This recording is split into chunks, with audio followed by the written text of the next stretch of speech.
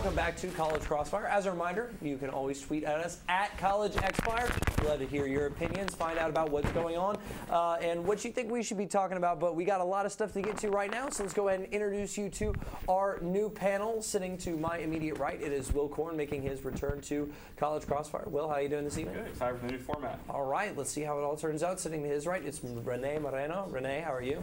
I'm doing good. All right, that's good to hear. And sitting to her right is Courtney Scarborough, who appears to have had just a small technical difficulty with her mic and the change out, but it's all good. Courtney, how are you doing? I'm doing great. How are you? Go ahead and bring it up. Yeah, I'm good. It was the stick mic. All right.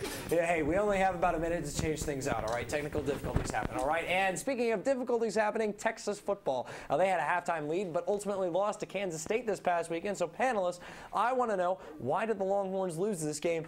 And you know, the season is over now, minus the bowl game. So I want to know, what do you make of the entire season? Will, we'll start with you. Three things from this game: turnovers, lack of running game, and a tough environment. You can't have three turnovers at an environment like K-State. Just, you're not going to pull it out. Pretty much needed a flawless game, especially with Case coming in. The running game, you had 30 handoffs, 99 yards. Our offense is based on, Texas offense is based on the running game. That has to get going. You can't expect a backup to throw, 42 passes against such disciplined defense. Finally, the tough environment. The fans are going nuts. They have all their pregame rituals. Historically, it's been a crazy place to play. Tons of things asked for a young team to go in there. Got to be perfect. As far as the entire season, if they can win the bowl game convincingly, I'll be satisfied. But I'm definitely expecting better things next season. All right, Renee, what do you make of the Longhorns' loss to Kansas State and then their season as a result? Well, the loss to Kansas State was because they didn't play the whole game. They kind of, it's a Longhorn thing that happens is, they'll be on for one quarter and off for another. So they were off for the second half and they blew the game. And as the season in general, overall, they did better than last season, and that season was better than the season before that. So we're making progress. Granted, it's slow progress, and we're not getting the results that Texas fans are used to, but it is, in fact, progress. All right, progress. That's the main word. All right. And Courtney, now that you've got your mic all fixed and everything, the magic of television, yes, that's right. Yeah. Courtney, what did you make of Texas's loss to Kansas State and then their season overall? I think the loss to Kansas State, it shows that Kansas State is a really good team. I mean, Texas brought their A game in the first half, and unfortunately they just couldn't keep up. They're playing a very mature team that has a lot of seniors on it, and Texas is still a young team, so it shows that they're going to make a lot of progress. Like, this season has been overall a decent season. It's like Renee said, better than last year, and they're only going to get better from here. It shows progress. Next year's going to be great. All right, I like where all of you guys are coming from, though. I'm going to go ahead and give the point to Will here on this one, like the way he's coming with hostile environment, though I don't think the young team argument is really there anymore, because like Mac Brown says, you're a week older every time that you go back out on the field. Also, special teams. Nobody brought up special teams. Muffed punts, missed field goals, really kind of changed the momentum of the game. So would have gotten 2 points for that one. Anyway, all right. So now we move from college football to the NBA, where you had Kobe Bryant calling out Pau Gasol, saying that he needed to, quote, put on his big boy pants, and that he needed to just adjust. You can't whine about it. You can't complain about it. Now, Kobe did say that Gasol is like a brother to him, but is this disrespectful to say to a guy who just sat out with a knee injury? Renee, we'll go ahead and start with you. Okay, well, I want to start off by saying I think that it's completely an accurate saying to, not whine about things, suck it up, deal with it, make accommodations, fix your life. Yes, it is a little harsh considering some things in your life happen that you can't control, like knee injuries. But if they are like brothers, then it's kind of okay to talk to someone like that, because everyone knows siblings talk to each other like that. And so maybe the comment was kind of the slap in the face moment for him to wake up and realize there are some things that he could do to better the situation, maybe recover faster or deal with it better. All right. Courtney, what do you think? I think, it's like the big brother thing. Kobe's the big brother and Pau is the little brother, and he's telling him like it is. And, well, it's not very nice. I mean, you can't be nice all the time. Still, I think it was probably rude of him to say that. I mean, he is your teammate. You're on the same team. You're fighting for the same things. To tell him to just suck it up, I mean, I guess that's, it's rude, but, it happens. Nobody can be nice all the time. All right, Will, what do you think? This is complete disrespect, and it's, back in 2008 when they got Pau Gasol from Memphis, you have to remember, Pau Gasol was the guy for the 50-win Memphis Grizzlies team 2006. He's been a franchise player, and Kobe's best season ever was 2005, 35.4 points a game. What happened? Lost to Phoenix in the first round. Didn't have inside game, didn't have post game, and Pau Gasol, I feel, really evolved that team when he came over from Memphis. Really gave him an inside presence, and they allowed him to beat Orlando team with Dwight Howard, Boston with a great inside presence. He really gave them a second element of their offense. So he's too important to be disrespected like that, and he's a big guy. I mean, they're going to get banged up. They got knee problems. He'll come back. He'll do his part. So I think Kobe needs to just play, So. All right, I appreciate the argument, but I'm going to go ahead and give 2 points to Renee here, and she's going to advance on to the next round.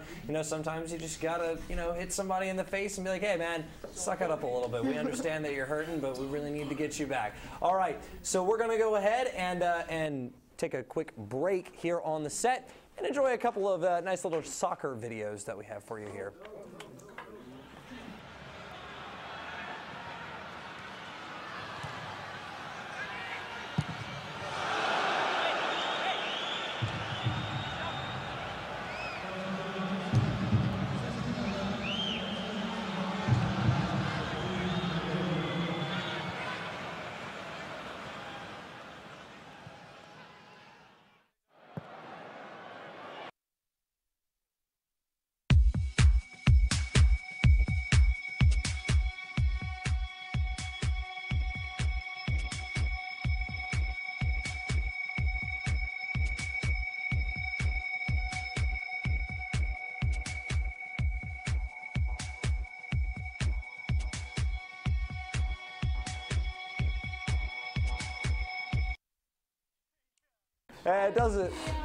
And it doesn't get more blatant than that. I hope that you enjoyed a little bit of football action that we brought you for you there. And hey, look at this. We have 3 new panelists for you. All right, well, let's go ahead and introduce them. Sitting to my right is Julian Owens, the King Julian as it was. Julian, how you doing, buddy? I'm doing great, Garrett. All right, man. Sitting to his right is Jorge Guerra, making his return to Crossfire. Jorge? How you doing? How you doing? I'm excited for the show. All right, all right. And sitting to his right, man, it's like the 6th or 7th time that we've seen him over the last 5 weeks or something. It's Spencer Walter. Spencer, how you doing, buddy? I literally live in the studio. Yes, he does. He just kind of sleeps under the college press box desk that we have. All right, and we talked a little bit about the Boston Red Sox making their moves earlier, but speaking in terms of the overall general effects, there have been a lot of big trades and moves so far. What has been the biggest move of the MLB offseason so far, in your opinion, panelists? And Julian, we'll go ahead and start with you. I would say that Giants re-signing Marco Scutaro was one of the biggest for the Giants right now, because they picked him up in Colorado early in the season in late July, and in his 61 games he put a .362 batting average with 3 homers and 44 RBIs. So that's really great for them, and just to get them back into the playoff. Get them back into the team and give him the NL postseason MVP, what he won this past season. It's going to be really great for the Giants to have him back. All right, re-signing kind of that emotional leader that they have there in Marco Scutaro. All right, what do you think, Jorge? What was the biggest offseason move? I think the biggest offseason move is yet to happen. It's with Zach Greinke, but if I had to choose right now, it would be B.J. Upton to the Braves. It's a very good addition because Chipper Jones, that's a lot of home runs and RBIs are losing. So B.J. Upton will fill in those numbers, but I don't know what they're going to do with Michael Bourne. They can shop him around, move him around on the right field or left field, but I think B.J. Upton was a good addition to fill in the numbers they're going to lose from Chipper Jones. All right, and you think that Zach Greinke is going to be the biggest offseason move? Where's he going to be? I think he's going to land in the Texas Rangers. All right. If he wants rings and championships, the Rangers are right now, they're leaning towards more championships than the Dodgers would be. All right, Spencer, what do you think? What's the biggest offseason move? I think you got a lot of options. You got Greinke Gates coming down. You've got Longo gets his $100 million deal with the Rays, but I think it's got to be the deal between the Blue Jays and the Marlins. They swap so much talent, so much money with that. Reyes, Burley, everybody who goes there. The Blue Jays made the biggest moves towards winning a World Series so far of any team, but you got to remember, if you win the winter, doesn't mean you always win the series. So you never know. But so far, the Jays, best moves. All right. Everybody brings a very good point, so everybody's going to go ahead and grab a point. That way it doesn't look like I'm biased whenever I give it. That way when I give a point next round, it's not giving 2. All right. Hey, you guys should all be very appreciative for that. I liked all the arguments that everybody brought. Okay, now moving back to college football, because it's what's going on right now. 'Tis the season, bowl season, as it were. And after defeating Kent State on Saturday, Northern Illinois moved into the top 16 in the BCS, and as a result, they will now be playing in the Orange Bowl. Now, does NIU deserve to be playing in the BCS, panelists? Jorge, we'll start with you. I'm going to keep this short and simple. Like Stephen A. Smith would say, it's blasphemous. It's blasphemous. You're going to put Northern Illinois over Oklahoma. Doesn't make sense. I'm just going to keep it that simple. It's just, no. All right, Spencer? Yes, they do deserve to be in the BCS. They're 12-1. They're 250 yards a game on the ground. They allow less than 20 points a game. They score more than 40 points a game. Jordan Lynch has almost 3,000 yards in the air, 24 touchdowns in the air, almost 1,800 yards on the ground, and 19 touchdowns on the ground. He's going up against Florida State's 5th-ranked defense, run defense that is, who doesn't have Mark Stoops. It's going to be a really fun game. NIU deserves to be there. They've been a program on the rise for a long time. 5th straight bowl game for them. Let me just ask something real quick. They lost to the worst team in the Big Ten, Iowa. So it's blasphemous. It's ridiculous. All right. It's still blasphemous. So blasphemous. All right. So right now we're split. Julian, which way are you leaning on this one? I'm gonna go with Spencer on this one. NIU needs to have a BCS because think about it. Yes, they had a horrible loss to Iowa. Over Oklahoma, though? And I was just like, whoa. Always over Oklahoma. I understand that, but think of it. Like Spencer said, they were 9th in rushing yards. They're 9th in points for, and they're 18th against points against. In the MAC. Exactly, in the MAC. That's disgusting. There are 8 teams in the MAC better than 8-4. Tremendous season in college football. Lynch has gave like the best season I've seen as a quarterback. Over 2,500 yards, 24 passing touchdowns, and their rushing offense is just tremendous. I've seen. And the game against Kent State when they had two overtime periods, and just seeing how Northern Illinois will drive to beat the top 25, and they beat them like nobody thought they would. It was really great to see, and I think that they should have a chance to get in the Orange Bowl and beat anybody in the BCS. All right. Lynch, like better numbers, air and ground, than Denard Robinson this year. The guy's good. It's tough. It's tough. I like it. I'm going to give the points to Julian on this one. He's going to go ahead and advance. But a great job by everybody. Hold on just a second so that way I can check my lineup here. All right. Well, we're going to go ahead and take a quick break so we can swap out our panelists.